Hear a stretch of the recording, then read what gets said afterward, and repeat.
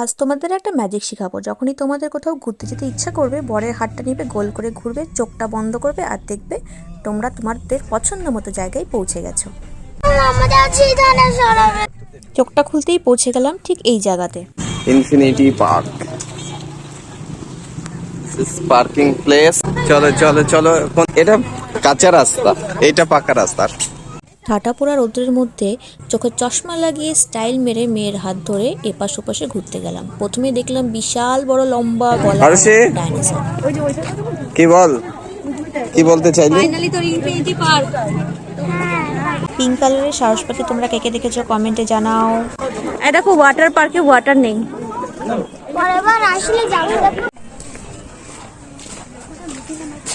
ও ওখান দিয়ে সাইকেল দিয়ে যাওয়ার।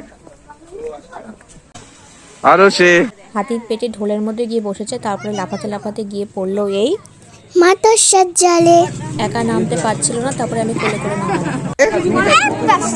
কি একবার তারপরে পাশ ফিরতেই দেখলাম এই ভয়ঙ্কর বিশাল আকৃতির গরিলাকে। বল রাইতে চড়বো।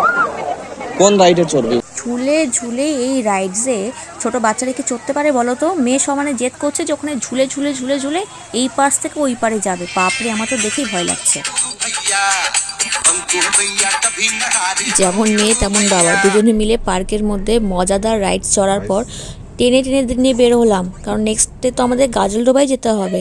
আর বের হওয়ার সময় এত ভিড়, বাপরে বাপ, আমি তো কান ধরেছি। নেক্সট টাইম থেকে যখন আমি ঘুরতে যাব তখন অফ ডেতে যাব।